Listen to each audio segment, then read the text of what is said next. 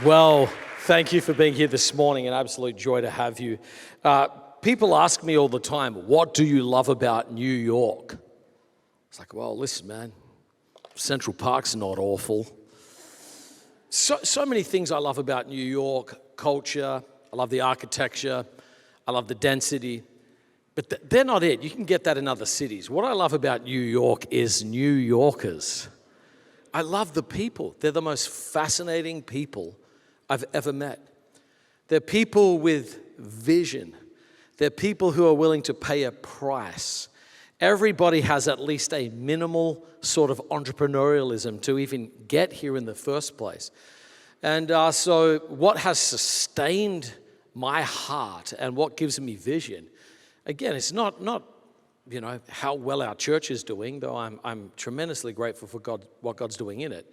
It's how can we actually make disciples that take everything God's put in them and direct it towards a kingdom end. So I love why you're here, and I love what's in your heart that is from the Lord. And I'm excited about seeing how that plays out over the course of time to shape this city to look more like Jesus wants it to. So thank you for having a dream. New York's that place where everywhere else people misunderstand you. And you come here and you're like, wow, you're weird like me. You're my kind of weird. I love that. So New York's the first place I've ever been where I felt like I could exhale and be accepted for who I truly am. And so grateful for that, grateful for you being here. I also want to just give a couple of framing thoughts before I jump into the talk this morning. I was very, very tempted to give a talk on the creation mandate and how Genesis frames what we do, what it means to bear the image of God, the Imago Dei, the four-part gospel, all of that. But I'm not going to, but I was very, very tempted to. But I feel like there's probably a low enough, there's a high enough bar of understanding around that. I also think I wanted to talk more about how we really are in a war for kingdoms. And we don't like that language because we talk about imperialism or we feel like the church has had a bad reputation with this. But I do want to say somebody's going to shape the future. And I don't want people more zealous for godless ideologies than people are for the kingdom of heaven. Now, the spirit in which we do it should not be in the spirit of the world. It shouldn't be driven by fear or control. But we should care as much about the future of the city as any other person that does not know Jesus. So in some sense, what you do with your work is aligned in some sort of larger spiritual conflict. We have to see that. I also wanted to maybe talk about, we're not going to get to that, but I also wanted to talk maybe about how Jesus said that the real goal is to disciple nations. And we've forgotten that the Great Commission is discipling nations, not just meeting one lost person. And Jesus has, therefore, go and make disciples of all nations. I'm always probably, top three heroes of my life is William Carey. And I've recently read William Carey's biography written by his grandson. If you attend our church, I've mentioned this many times. But one of the things people forget about the father of modern missions, that most of his ministry was done as a professor. He was an educator. He didn't do it as a quote-unquote missionary. The first 5 years, he wasn't even allowed to be a missionary, so he ran factories. So the greatest missionary in history got most of his work done through work, not in spite of it. And by the time he died, he came very close to laying the foundation of discipling a nation. William Carey brought a modern understanding of finance and banking to India. He radically impacted literacy. He brought the first printing press to the nation. He touched agriculture so that they could use their rich soil. He impacted education and justice. 26 areas of society when he died had a massive theological vision for the lordship of Jesus because he came to the nation. He wasn't sitting there just having coffee, sharing the gospel. This was a holistic, work-oriented, nation-discipling vision. And so when people say the church cares about revival, church cares about, yes, mission, all of these things are integrated together into one thing, and I think the best examples in history show that. So, are you with me? That's all the stuff I wish I could talk on, but don't have time to talk on. So, here's what I do want to talk on. How to view work in this very challenging cultural moment, okay? So this is 1 Thessalonians 4, verses 11 through 12. Here's just the framing passage. You should mind your own business. Some of you, that would be enough. This is the word of the Lord. Go and do likewise.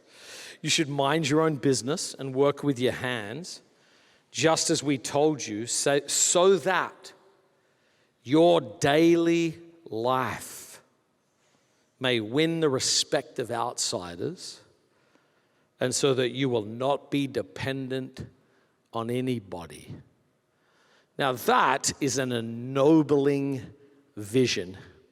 If there ever, this was a revolutionary passage upon hearing it. So I want to unpack that more, but I want to just sort of give us an analysis of where we are when it comes to the workplace right now. Last night I read the State of the Global Workplace, Gallup's survey. And it's not looking good out there. Here's employee engagement. 21% of people, down 2 points, are engaged in the workplace. 62% of people are not engaged, and 17% are actively disengaged, aka sabotaging their jobs. 33% of people view themselves as thriving, 58% are struggling, and 9% are suffering. Look at the emotions experienced during a lot of the previous day. This is at work. 40% of people, dominant emotion is stress, 21% anger, 23% sadness, 22% loneliness. Job market, 51% of people feel like it's a good time to find a job, and 50% of people have an intent to leave, watching for or actively seeking a new job. What the heck? That is not a sort of encouraging analysis of how people are viewing work right now. It's been pointed out, you will spend 100,000 hours or so of your life at work. A third of your life will be spent at work. By the age of 30, this is radically different at this time of history. Most people will have had 7 or 8 jobs. Most people come to New York for work. And what we spend most of our life doing, we often have very little theological reflection beyond paycheck and margin for why it is that we do what we do. This has led many people to what is called the great disconnect. The great disconnect.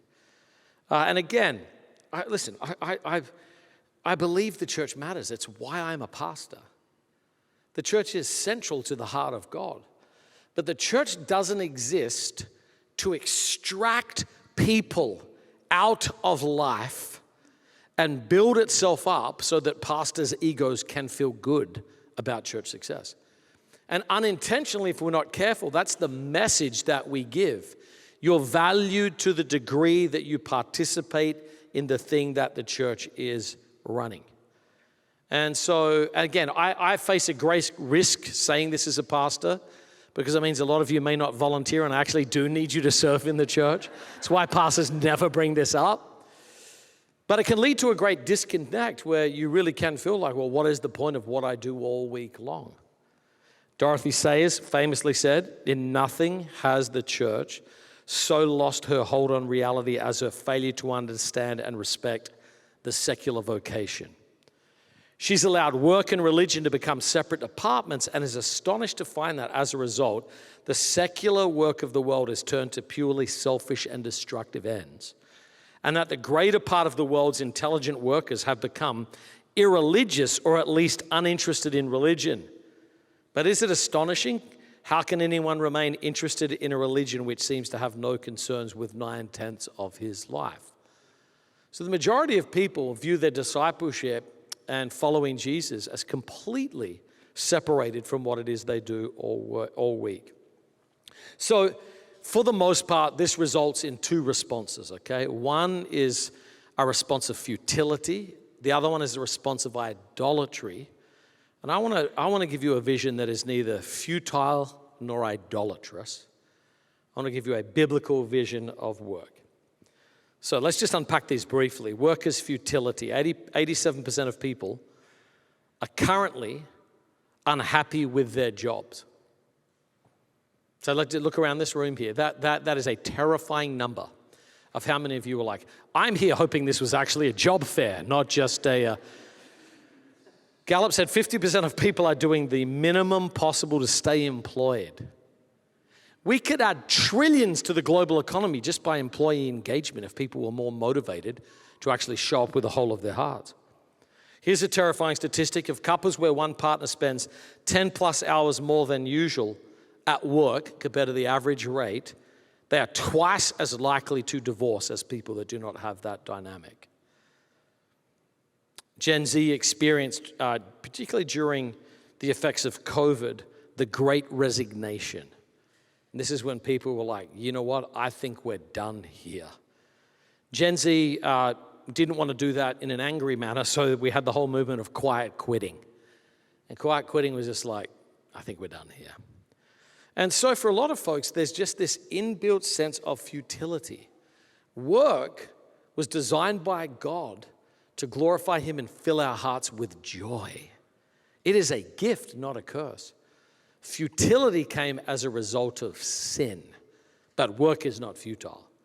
And so a lot of times, if you don't have a kingdom vision of what it is you do, you will experience only the effects of sin without the redemptive power of what the gospel can do to change work. So I want to say this to you. If you currently feel like work is futile, don't stop there. Do not settle for futility as your vision of what work is. Now, on the other side of that, and I think this in many ways is probably for many people here in New York the real challenge, work becomes idolatry. When you get rid of God as a reference point, which in essence is what secularism is doing, you re-reference everything through yourself. And therefore, the way the kingdom of self is built is through work. There's an article that came out called Workism, Redefining Work as Religion. Workism is making Americans miserable. The decline of traditional faith in America has coincided with an explosion of new atheisms. Some people worship beauty, some worship political identities, and others worship their children. But everybody worships something, and workism is among the most potent of the new religions competing for congregants. One of the benefits of being an observant Christian, Muslim, or Zoroastrian is that these God-fearing worshippers put their faith in an intangible and unfalsifiable force of goodness.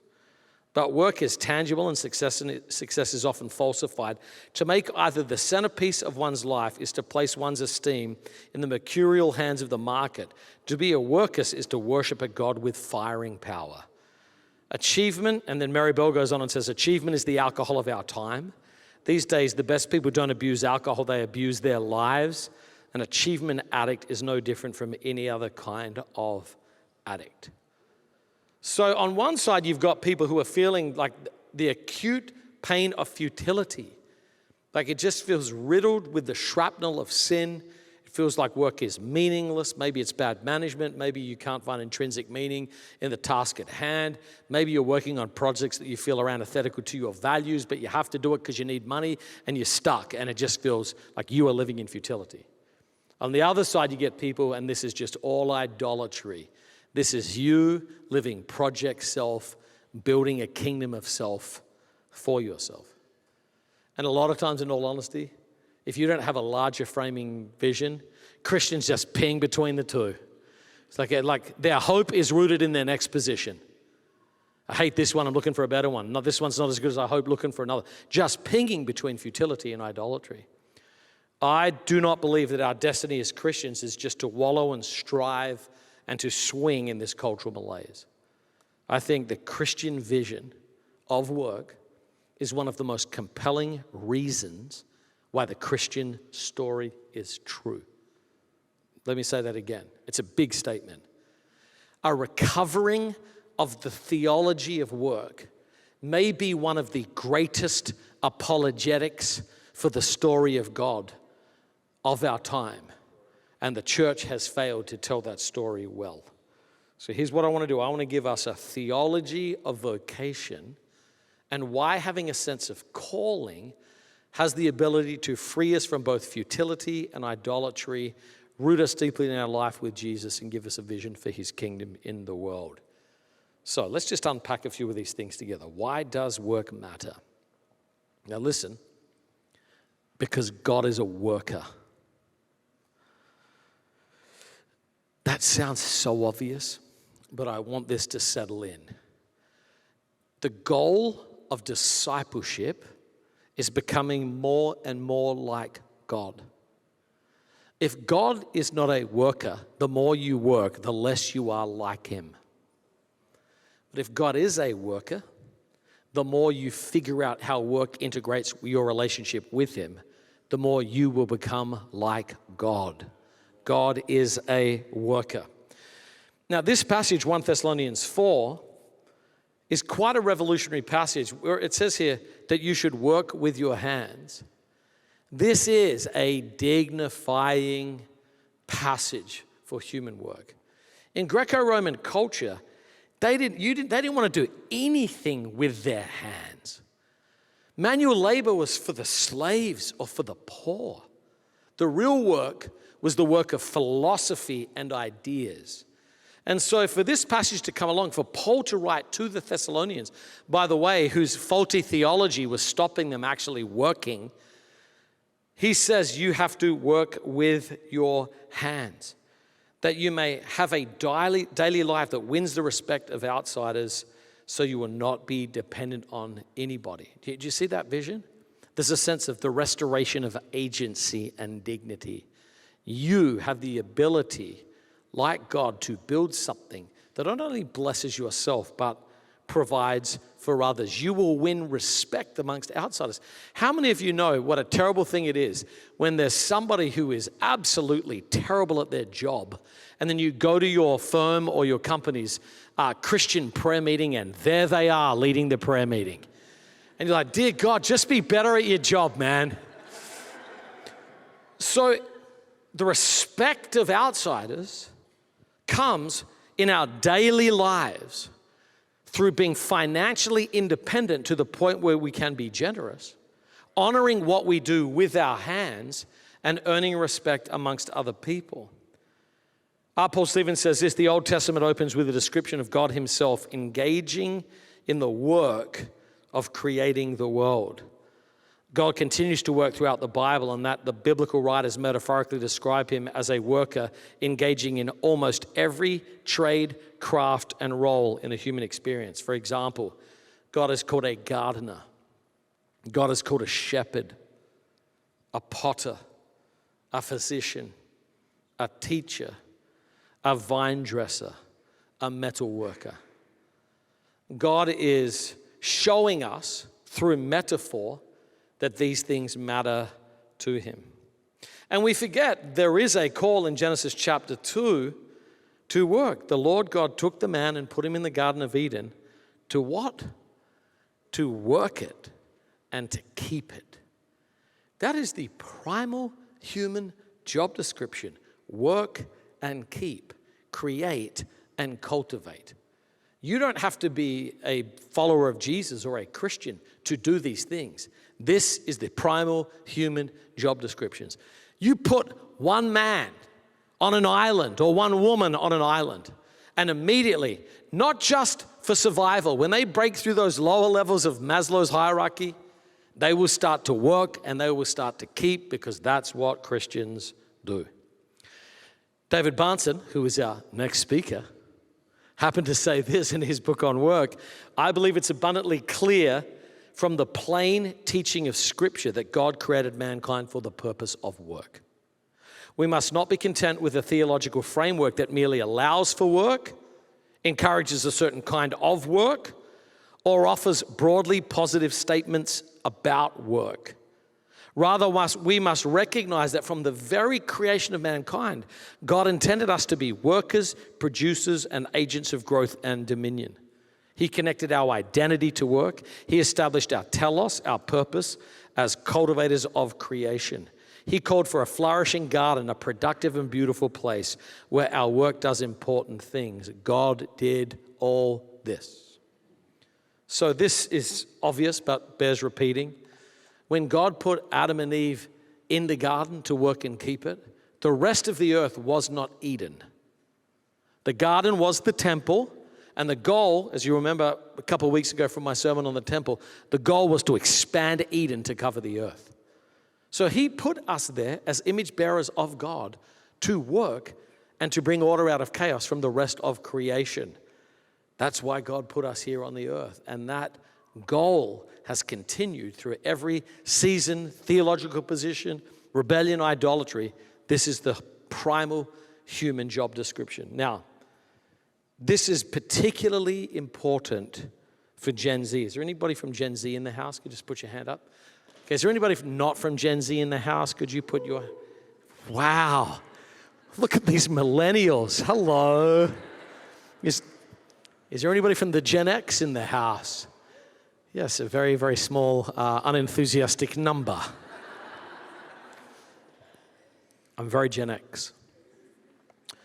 Part of the challenge, I think, perhaps an overcorrection for Gen Z, has been around the idea of Sabbath. And I don't say this disparagingly. I understand that the workforce is changing greatly. I understand that AI is making things disruptive and confusing. I understand that COVID was very hard.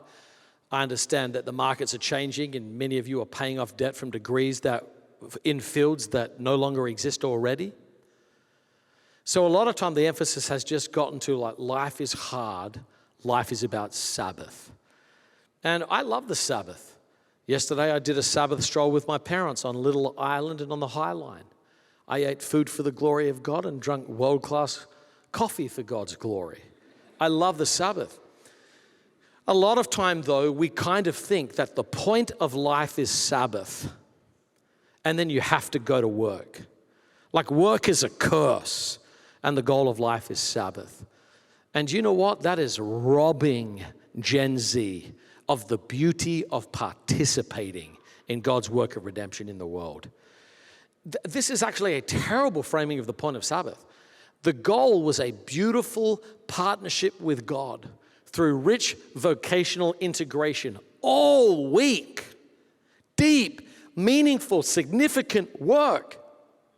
And then you had a day to celebrate and rest and reflect on what God had done throughout the course of the week. Work is not a terrible thing where Sabbath is the goal. Work is a gift and Sabbath is a chance to reflect on that so we can sustainably participate on what it is that God is doing through the world. So we have to have then a theological vision for work. Well, what is that? Let me give this to you quite slowly. I was going to say quite quickly, but then that would be dishonest, wouldn't it? There's a word that I think in many ways is a word that needs to be recovered and made central in our understanding of what it is that God wants us to do, and that is the Hebrew word Avodah. And it's a word that has a wide semantic range. Within that semantic range, there are three distinct ideas. The first one is the idea of work, literally labor. The second one is the idea of worship, which is a Godward orientation of the heart manifests through various forms of practice. And the idea of service, which is using what we have for the good of other people. And you can see this word played out. At Exodus 34, it says, on 6 days you shall work, Avodah. Then in Psalm 104, it says, the man goes out to do his work, Avodah, to his labor until evening. In Exodus, it says, this is what the Lord says, let my people go so that they may worship me, Avodah, same word that's used here. And then in Joshua 24, but as for me and my household, we will serve the Lord. Avodah, the same word is used again. If we can bring up the next slide. So you get this beautiful root word that I think genuinely fits into these three very meaningful categories of how we understand what it is we do all week. The first one is worship. This is about doing what we do for the glory of God. The second one is vocation. This is about meaning and fulfillment. This is an internal sense of joy and alignment for what it is that God has created us for. And then there is service. This is doing what we do for the good of the world. I do want to say to you, if you spend time unpacking this Venn diagram alone and working out what this means for your current role, you will find an infusion of joy for what it is that you are currently doing. So let's just spend some time leading into the various parts of this Venn diagram. By the way, do you know where Venn diagrams come from? then was a mathematician who was the grandson of one of the Clapham sect. The Clapham sect were producing people impacting every sphere of society, and the Venn diagram is the gift that keeps on giving. So part one, work as worship. For the most part, when we think of worship, what do we think of? Singing. The first thing we think of is singing. Now, singing is very important. If you've studied any work on the concept of awe, there's 8 ways that trigger awe in the human heart. Communal singing is one of them. It is a pathway into the transcendence. So worship does include singing. But it's amazing to me how many other central verses have nothing to do with singing. How about this one from Romans 12, 1 and 2? Do you remember that verse? Therefore, brothers and sisters, I urge you in view of God's mercy to offer your voices as living sacrifices. No, what does it say? To offer your bodies, your whole selves. That's true spiritual worship. Work as worship means that there is an internal orientation of the heart that is Godward, manifest through a skillful practice of what we do in the world. Colossians 3, and whatever you do, whether in word or deed, do it all in the name of the Lord Jesus, giving thanks to God the Father through him. It is building in the heart a theater for the glory of God in the motivational structure of your heart. Many of you have heard my story before. My first job was a butcher. And being a butcher is not particularly glamorous, though it is having a bit of a resurgence right now. I was in the meat packing district yesterday going, I can feel some roots here. But it was a Pentecostal church that I became a Christian in. I'm talking fire, tongues, power, glory. And one of the great challenges I had was how fire, power, tongues, and glory had anything to do working with my mate Steve, who was supplementing his income by growing marijuana in his basement and deeply unmotivated in his job. How does tongues, fire, power, and glory get into the meat factory? And so I began to sort of offer these sacrifices to the Lord and saying, Lord, could this at least have an orientation towards you? And I found that in many ways, this was the point of true worship anyway. One rabbinical teaching says this: Joshua said, if people recite 2 halakot, Jewish laws in the morning, and 2 halakot in the evening, and the rest of the day is occupied with their work, it is imputed to them as though they had meditated upon it day and night, and thus fulfilled the entire Torah, all of it. Morning prayer, evening prayer, an orientation of the heart towards God, as if they'd spent the day studying the word of the Lord. And I came across this very simple concept. I've used this over the years, but it was so life-changing to me. The idea of kavana, it's another rabbinical teaching of the power of imputing holy intent. And the simple teaching said that at the creation of everything was filled with the glory of God. Sin ruptured that glory, but there's a potentiality in creation that when we, with holy intent, work towards the Lord, it somehow redeems it. The idea of glory, kavod in the Hebrew, literally means weighty or significant. And a lot of times we feel like our work is not weighty or not significant. And so part of the imago Dei and the part of making our work worship is to impute into our work with holy intent, taking things which seem meaningless and mundane and doing them for the glory of God. Now, you don't think this matters? This sounds maybe a touch trivial or theoretical. Have you ever been at a restaurant with a demotivated employee who does not want to be there? And then have you been there with someone who for them this is their passion and their calling? The way to transform a city, as much as anything else, is to put Christians in every sphere of the city doing things with excellence for the glory of God out of a different motivational heart structure. When's the last time you had a repair on your apartment? You're just like, oh gosh. And then someone good comes in with a cheerful light. When's the last time you had an appointment and the person showed up at the time it was scheduled for? You want to win the world? Show up on time. It's very, very simple things, doing things for the glory of God. When I was a butcher, one of the ways I did this, I would get down on my knees, I would get in early, had the keys to my workplace, and I would sharpen my knives and offer them to the Lord, like in the book of Job. And I would say, Lord, this is for an audience of one. If nobody on earth sees this ever again, this is done for your glory. May people say, that's the best ribeye steak I've ever had. That's the best customer service I've ever had.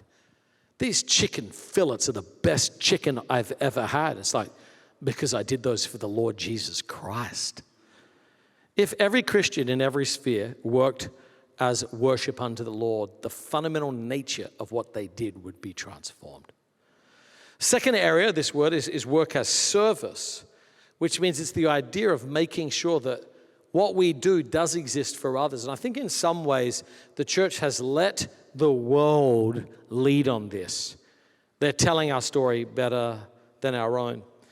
For almost a decade, I worked part-time doing spiritual formation for entrepreneurs in an organization called Praxis Labs. And it's here in the city, led by a friend of mine. And they basically focus on entrepreneurship. And what I loved about being a part of this was their idea of how work can actually transform the cities in which we live. And here was the phrase they used. They said, redemptive work is creative restoration through sacrifice. Creative restoration through sacrifice. I've used these charts before. I hope you can see them. Next slide. These are the Praxis slides.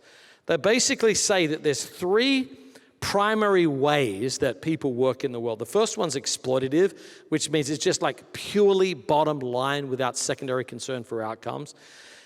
People have rejected this. People are so angry at sort of exploitative companies or leaders. And so the big response was an ethical response.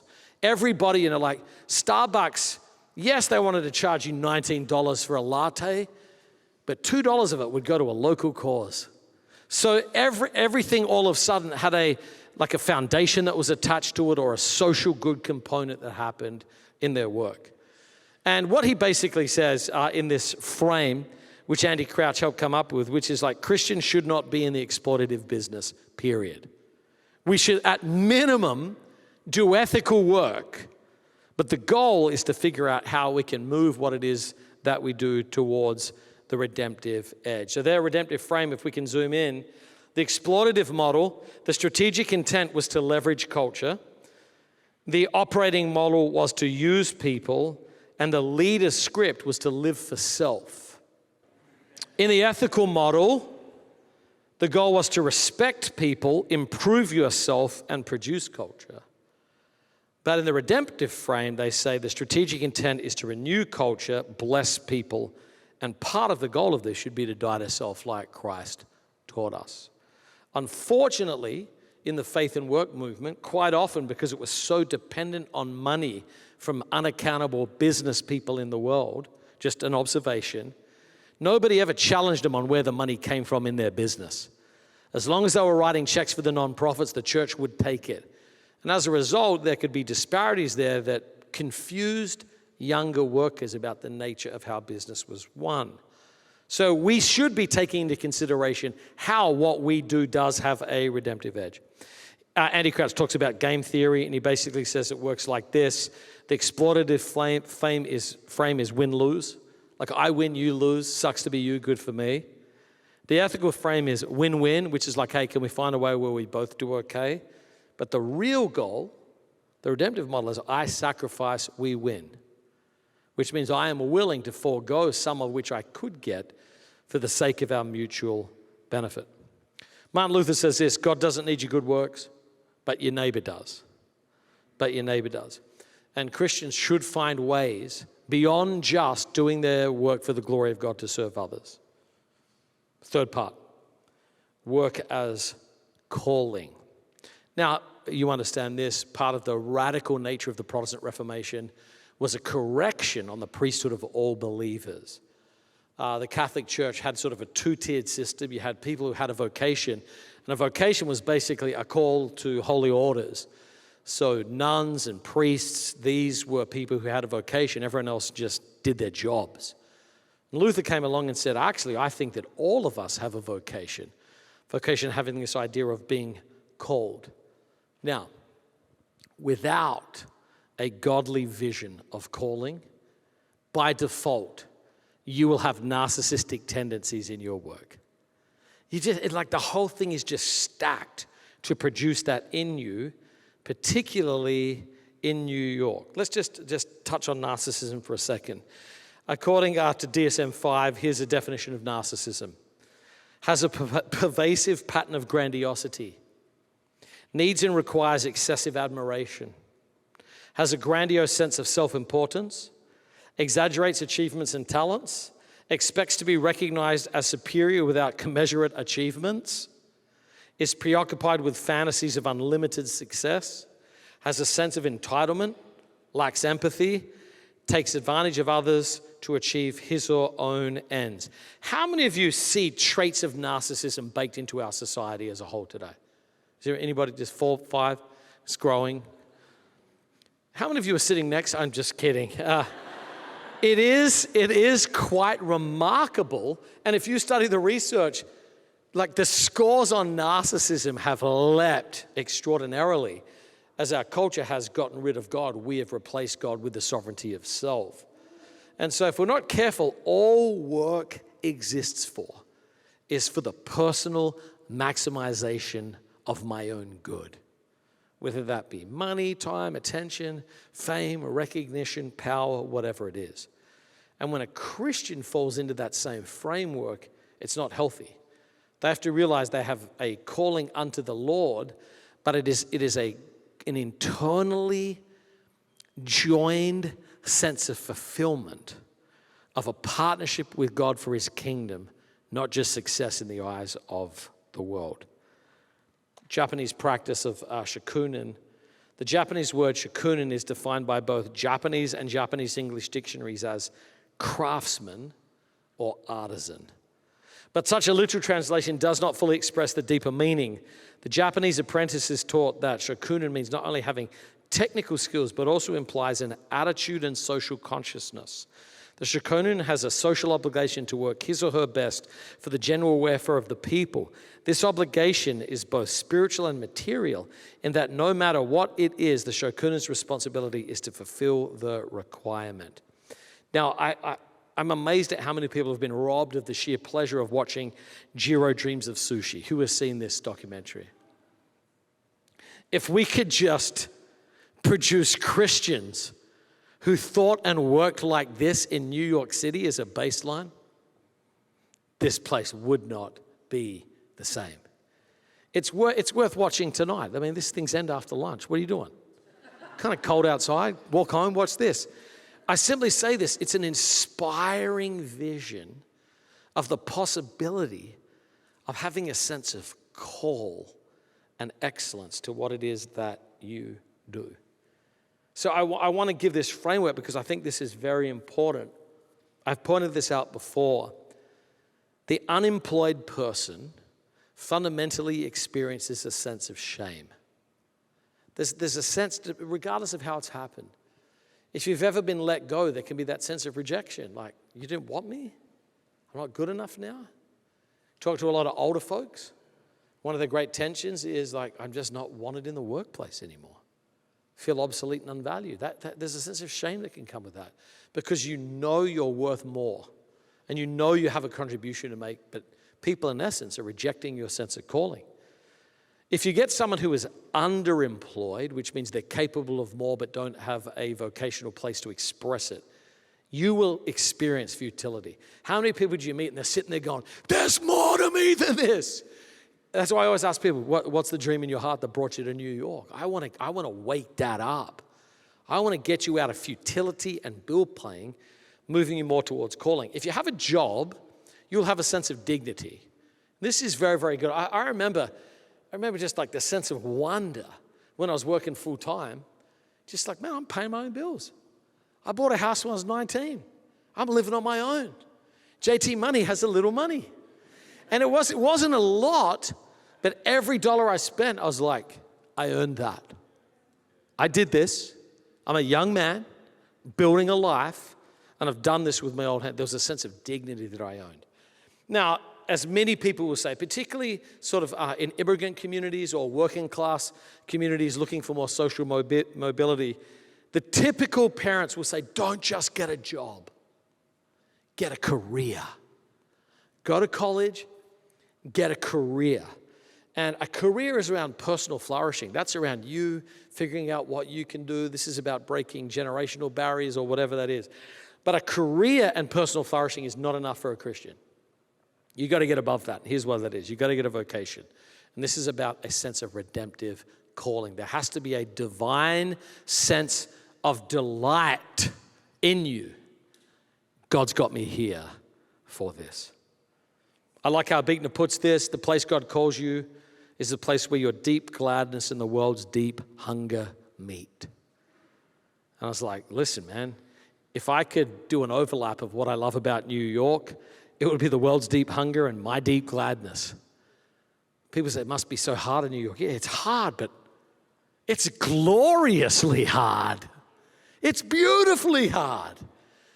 Where else would you want such hardness but here?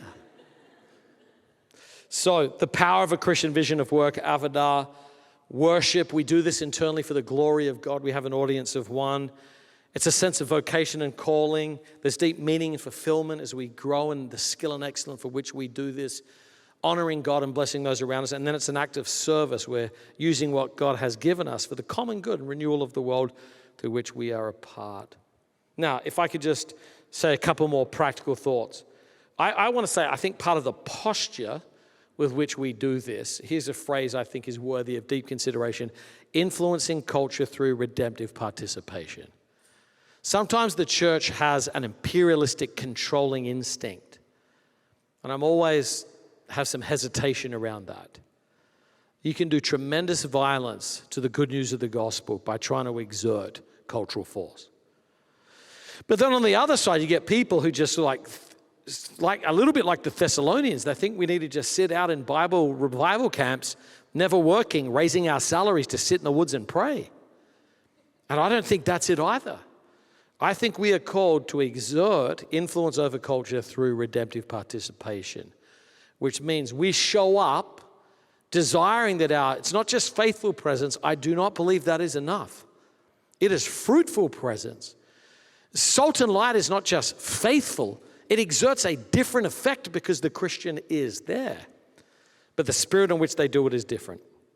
David Bruce Hedgeman says this: God cares not only about redeeming souls, but also about restoring his creation. He calls us to be agents not only of his saving grace, but also of his common grace. Our job is not only to build up the church, but also to build a society of the glory of God. As agents of God's common grace, we're called to help sustain and renew his creation, to uphold his created institutions of family and society, to pursue science and scholarship, to create works of art and beauty, and to heal and help those suffering from the results of the fall. When you are walking around with that kind of a framework and showing up every day, you will show up different. So here's, I think, 4 or 5 practical things that you can do after you watch the sushi documentary. Number 1, you've got to have a theology of your calling. You should be the biblical expert on your field if you're in your field. Here's my starting questions. I've used these so many times. These are not final questions, they're starting questions. What drew you to your work? What did God have in mind for your kind of work? Why does it exist in the created order of God? What do you love about your work? What do you hate about your work? What scriptures shape a theology of your work? What are the ethical tensions of your work? What are the best practices for people of faith in your industry? You're not starting at zero. How have Christians who've been in this space before you figured out how to follow Jesus well and do this job for his glory in that place? What can you do to release beauty through your work? What can you do to resist brokenness in your work? What does excellence look like as a Christian where you work? Like I said, this is like 101. You could innovate out of this to an extraordinary degree, but if you showed up with this as a baseline of your workplace, you would show up differently than the majority of Christians in America. Second, you've got to have a direction for your calling. Most people think about their career in terms of advancing maybe social status or financial compensation, rather than how do I maximize this towards God's ultimate ends. Folks, I don't know how to tell you this. You're going to have a job in heaven. It says this, the kings and rulers of the earth will bring the glory of the nations into the new creation. They're still kings. They're still nations. And each leader and each ethnic group tends to produce cultural goods and cultural distinctives that are a unique expression of what God has done within that community to glorify God with a distinctive from their people. And the New Jerusalem is more like a giant interactive Met where everybody's bringing the absolute best of every nation, tribe, and tongue for the glory of God than some ethereal realm dressed in white singing for eternity. And so we need to realize where we are headed and what we are participating in, which is joining God in the renewal of all things. And so your work should be moving towards that trajectory. You should also, so again, is there any greater example than the Inklings, okay? The Inklings, I'm assuming you know who they were. This is C.S. Lewis, Tolkien, and the boys, okay? The Inklings were a circle of instigators, almost of incendiaries, meeting to urge one another on in the task of redirecting the whole current of contemporary art and life. Stop that. Did you get that? They are redirecting the whole current of contemporary art and life.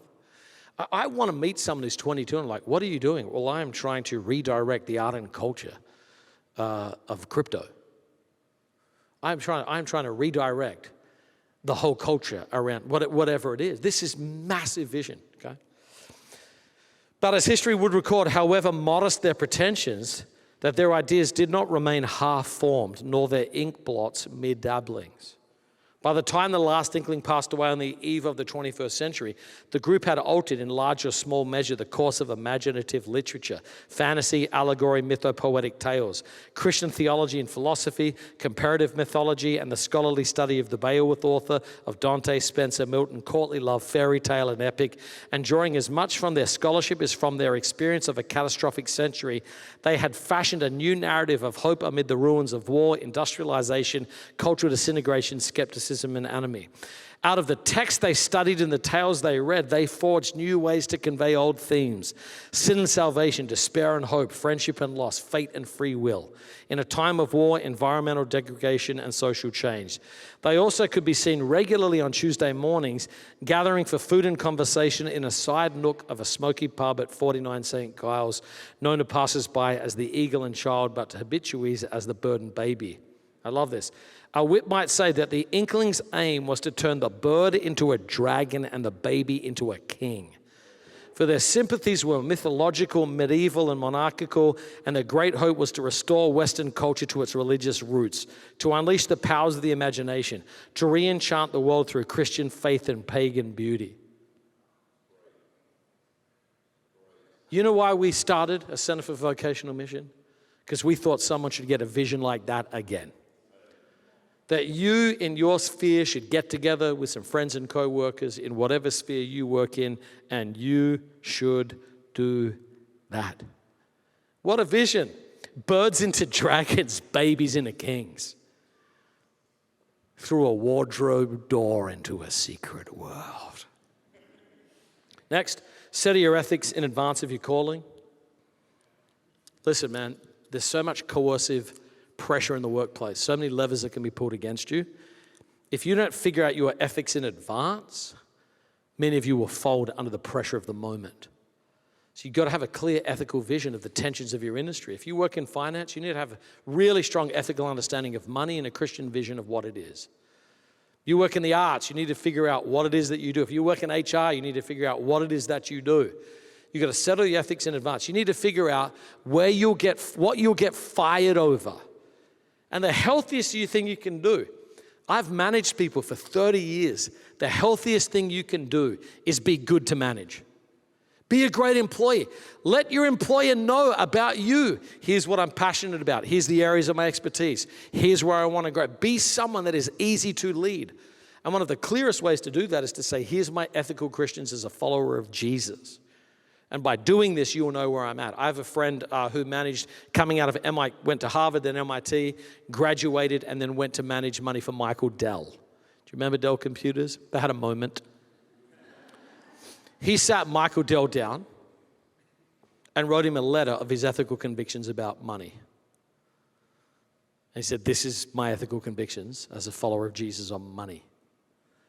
And when he left, several years later, after printing money for Michael Dell, Dell took the letter out of his top drawer, handed it back to him and said, you're the first Christian I've ever met who's followed through on their vision. Major respect. My simple point is you can do this at a high level with respect.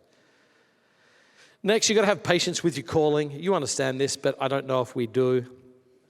I often find that people at 24 want what their parents had at 48. And it's like, hey, listen, man. Get in there, work hard, humble yourself, and don't expect to be an overnight success. Real work and real excellence takes time, so you've got to have patience in your calling. A lot of times we talk about entrepreneurship, but sometimes it's just intrapreneurship. Get into your company or organization or whatever it is that you do, and slowly over the course of time, work your way up by doing your job well and with excellence. You will grow in responsibility, then you'll have power underneath you to shape what it is that you do. I've mentioned this before, but it's so important to note. Christians with all their zeal, it's like, if we could just get a Christian CEO of every company, then we would Christianize the world. It's like, no, you wouldn't, mate. Those boards would fire them so quick. It's like if you get one soldier in World War II behind German lines. All he can do is hide in a cave and maybe sabotage a car at night. Does not have a lot of power. The goal is to get a wedge. The goal is to build a front. The goal is to hire people of similar ethics and vision and telos and ends to grow in cultural power, to move it in another direction. If that makes you comfortable, you've got to understand that's been the LGBTQ strategy for 40 years. That's been the Muslim strategy right now. That's every group's strategy. Get a key person in place, build a wedge, flood the wedge, shift culture. And then Christians complain that the world's going to hell while they absolutely withdraw from any vision of participating in culture. You get it. I close with this.